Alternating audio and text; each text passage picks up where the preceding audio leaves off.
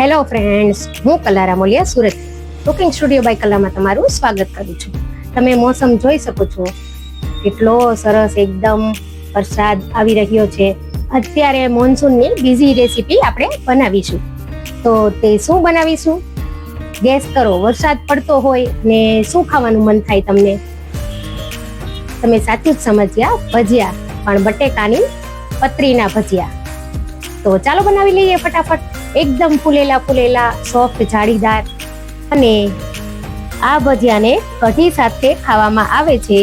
તો આપણે તેની રેસીપી પણ બનાવીશું. તો બધી જ ટીપ અને ટ્રિક્સ ફોલો કરજો તો તમારા પણ સેમ તેવા જ બનશે. તો ચાલો બનાવી લઈએ રેસીપી.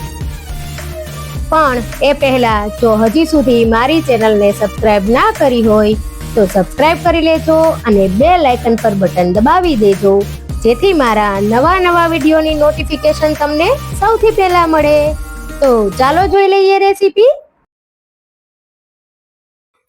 તો સૌ પ્રથમ એના માટે મેં અહીંયા 2 નંગ બટાકા લઈ લીધા છે. આ રીતે મોટી સ્લાઇસ ગોળ પડે એ રીતના બટેકા આપણે લેવાના છે. તો આ બટેકાને આપણે સારી રીતે પાણીમાં વોશ કરી લઈશું. આની આપણે છાલ નથી ઉતારવાની. સુરતમાં મળે છે તે છાલ ઉતારતા નથી અને એમ જ સીધા પાડે છે. તો આ રીતે આપણે બંને જ બટેકાને સારી રીતે વોશ કરી લઈશું. અને આપણે પાણીને ફેંકી અને આ તાજું પાણી ભરી લીધું છે. બટેકાની સ્લાઇસ તમે પાડો ત્યારે તરત જ આપણે તેને પાણીમાં ડીપ કરી દેવાની છે, નહીતર તે કાળી પડી જશે. અને બટેકાને આ સાઈડ લેવાનું છે, જેથી કરી સરસ ગોળ પડે. આ રીતે મેં બટાકાની પતરીનું મશીન લઈ લીધું છે. તો હવે તેમાં આપણે પાડી લઈશું.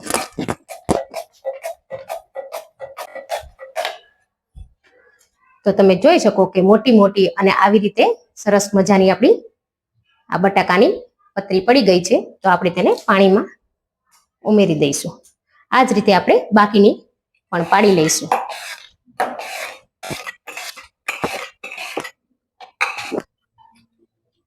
તો એક જ બટાકામાંથી તમે જોઈ શકો છો કે કેટલી બધી પૂરી તૈયાર થઈ જાય છે. બહાર જે આપણે ખાવા જઈએ છીએ તે ઘણી મોંઘી પણ હોય છે અને થોડી પણ આવે છે. અને આપણે અહીંયા એક જ બટાકામાં આટલી બધી પૂરીઓ બનશે.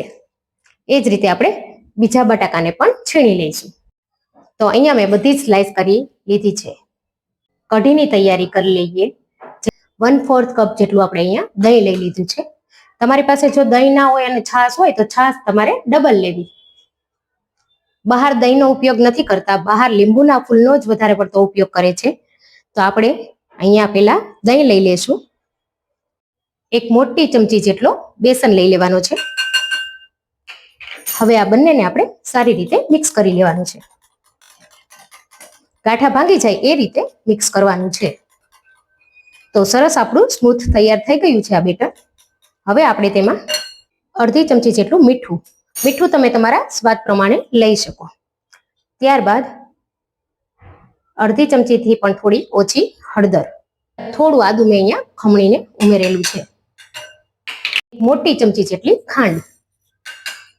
હવે આ બધું જ પાછું એકવાર મિક્સ કરી લેવાનું છે. અને તેમાં 1 કપ જેટલું પાણી ઉમેરી દેવાનું છે અને પાછું મિક્સ કરી લેવાનું છે. હવે તેનો વઘાર કરી લઈશું. પેનમાં 1 ચમચી જેટલું તેલ લઈ લીધું છે. તેલ ગરમ થાય એટલે આપણે તેમાં 1 નાની ચમચી જેટલી રાઈ ઉમેરી દેવાની છે. રાઈ થોડી તતડે એટલે આપણે તેમાં 8 થી 10 લીમડાના પાન ઉમેરી દઈશું. ત્યારબાદ ચપટી હિંગ અને 1 મરચું આ રીતે કટકા કરેલું તમે તમારા તીખાશ મુજબ ઓછું વધારે ઉમેરી શકો. 1 મિનિટ આ રીતે સંતળાઈ જાય એટલે આપણે તેમાં બનાવેલું મિશ્રણ ઉમેરી દેવાનું છે.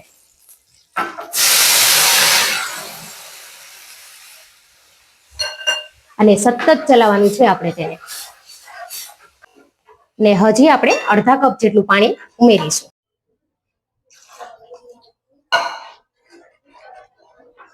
ને હવે આપણે તેને સતત ચલાવવાનું છે. જ્યાં સુધી તે ઘટ્ટ ના થઈ જાય ત્યાં સુધી આપણે તેને મિક્સ કરવાની છે. એકવાર આ રીતે સતત ચલાવતા જાય, મિક્સ થઈ જાય ત્યાર પછી આપણે તેને ઉકળવા દઈશું. એક ઉભરો આવી ગયો છે સરસ. તો આપણે તેને હજી સરસ ઉકળવા દઈશું. હવે આ સ્ટેજ પર તમારે અહીંયા અડધું લીંબુ નીચોવાનું છે અથવા તો ચપટી લીંબુના ફૂલ ઉમેરવાના છે. તમે તમારી ઈચ્છા મુજબ લીંબુના ફૂલ અથવા તો લીંબુ ઉમેરી શકો. તો હું અહીંયા બહાર જેવો ટેસ્ટ લાવવા માટે ખાલી ચપટી એટલે કે આટલા જ લીંબુના ફૂલનો ઉપયોગ કરું છું. આ કઢીનો ટેસ્ટ ખાટો મીઠો હોય છે. ખૂબ જ સરસ એવી ટેસ્ટમાં લાગશે. તો અહીંયા બીજી બાજુ ફ્રેન્ડ્સ આપણી કઢી પણ સરસ ઘટ્ટ થઈ ગઈ છે. તમે જોઈ શકો છો કે કેટલી સરસ દેખાવમાં લાગી રહી છે. તો હવે આની ઉપર આપણે ધાણા ભાજી ઉમેરી દઈશું. ભજીયાનું બેટર બનાવી લઈએ. તો મેં અહીંયા એક બાઉલમાં 1 વાટકી જેટલો બેસન લઈ લીધો છે. 1 વાટકીથી થોડો ઉપર આપણે લઈશું. ત્યારબાદ તેમાં સ્વાદ અનુસાર મીઠું ઉમેરી દઈશું. થોડી 1/4 ચમચી જેટલી હળદર ઉમેરીશું. હળદર વધારે નથી ઉમેરવાની. અને ચપટી હિંગ ઉમેરી દઈશું. હવે આપણે પાણી નાખી બેટર બનાવી લઈશું. આ બેટર આપણે વધારે પડતું પતલું નથી રાખવાનું, કેમ કે આપણે બટાકાની પૂરિયામાં ડીપ કરવાની છે એટલા માટે.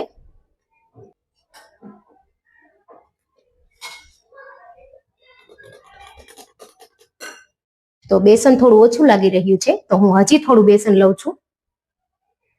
એટલે ટોટલ મેં અહીંયા 1.5 વાટકી જેટલું બેસન લીધું છે.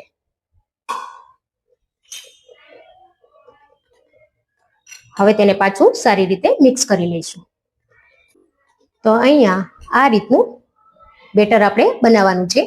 ફ્લોરિંગ પડતું હોય આ રીતે, તેવી રીતે. તો આપણું બેટર બની ગયું છે.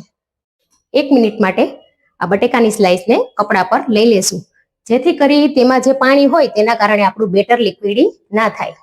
આ રીતે 1 મિનિટ માટે ખાલી રાખી દઈશું. અને બીજી સાઈડ મેં તેલ ગરમ કરવા માટે પણ મૂકી દીધું છે. તો આ રીતે કરવાથી પાણી જે હશે તે કપડા પર આવી જશે. સોડા ઉમેરી દેવાના છે. બેકિંગ સોડા આપણે ખાલી પિંચ જ ઉમેરવાના છે, એકદમ ઓછા એવા. મેં અહીંયા ખાલી આટલા પિંચ જેટલા જ ઉમેર્યા છે. હવે તેમાં જ આપણે 1 ચમચી ગરમ તેલ ઉમેરી દઈશું, જેથી કરી ખૂબ જ સરસ એવા અંદરથી ડૂચાળો ના લાગે અને ભજીયા ખૂબ જ સરસ બટેકાના લાગે. તો હવે આપણે તેને સારી રીતે આ રીતે મિક્સ કરી લેવાનું છે.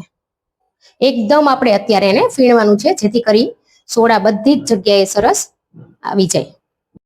હવે તેમાં આપણે બટેકાની સ્લાઇસ ઉમેરી દેવાની છે આ રીતે, અને ડીપ કરી આ રીતે આપણે નિતારી અને ધીમેકથી આ રીતે આપણે તેલમાં મૂકી દેવાની છે. તેલ એકદમ નથી આવવા દેવાનું.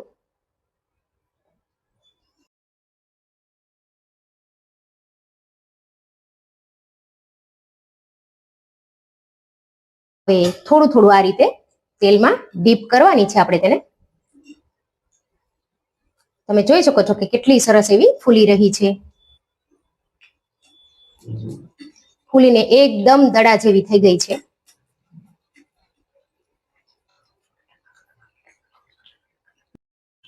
તો તમે જોઈ શકો છો કે કેવી આપણી પૂરી સરસ ફૂલીને દડા જેવી થઈ ગઈ છે એકદમ.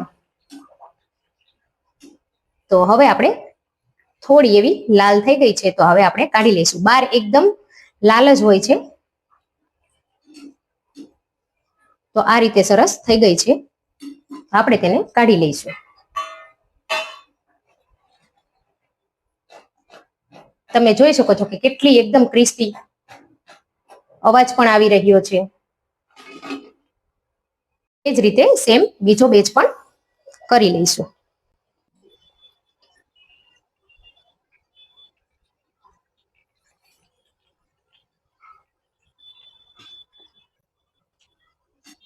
તો તમે જોયું કે આપણી પૂરી ફૂલીને કેવી દડા જેવી સરસ થાય છે. આ રીતે આપણે થોડી લાલ કરવાની છે, કે બહાર જે લાલ મળે છે એ રીતે આપણે થોડી એને ક્રિસ્પી કરીશું. તો આ બેચ પણ આપણો તળાઈને રેડી થઈ ગયા છે. તો તમે જોઈ શકો છો ફ્રેન્ડ્સ કે કેટલી સરસ એમનેમ જ આપણા સરસ ઉપર આવી જાય છે. આ રીતે થોડું તેલમાં તમારે જો બહાર રહી જતી હોય તો ડીપ કરી લેવી. આ રીતે ફૂલીને દડા જેવા એકદમ પીસ બને છે. જો આ રીતે તમે બનાવશો તો બધા જ પીસ સરસ ફૂલેલા, એકદમ ફૂલેલા અને દડા જેવા બનશે. અને કોઈ જોઈને નહીં કહે કે તમે આ પૂરી ઘરે બનાવી છે. બિલકુલ બજાર જેવી જ લાગશે. તો હવે આપણે તેને કાઢી લઈશું. તો તૈયાર છે ફ્રેન્ડ, સરસ મજાની આપણી ફૂલેલી એવી બટાકા પૂરી. તમે જોઈ શકો છો કે કેટલી સરસ દેખાઈ રહી છે પૂરી આપણી. ટચ કરીને જોવો તો દેખાશે કે તેલ એટલું કાંઈ ચડેલું નથી. અને ખૂબ જ સરસ એવી ક્યારની બનાવી લીધી છે, બધા બેચ બન્યા ત્યાં સુધી, તો પણ હજી સરસ ફૂલેલી એવી જ છે. તો તમે જોઈ શકો છો ફ્રેન્ડ્સ કે કેટલી સરસ આપણી બટાકા પૂરી બનીને તૈયાર થઈ ગઈ છે. અને સાથે ગરમા ગરમ કઢી, તેને ડીપ કરીને આમાં ખાવાની હોય છે. તો ફ્રેન્ડ્સ, આમાંથી હું તમને એક કાપીને બતાવું.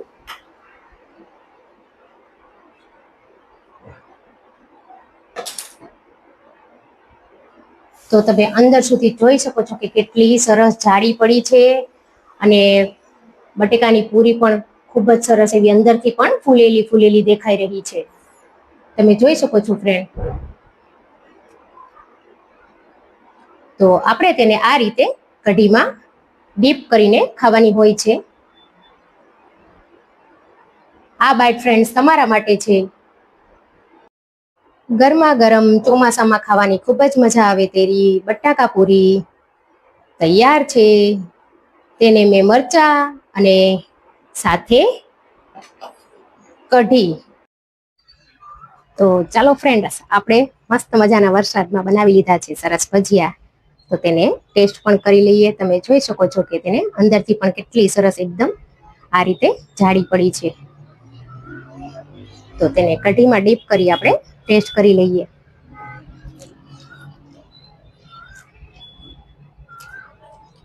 ઝરમર તો વરસાદ હોય અને આવા ભજીયા કોઈ આપી દે તો ખાવાની ખૂબ જ મજા આવી જાય. તો ફરી મળીએ નવી રેસીપી સાથે.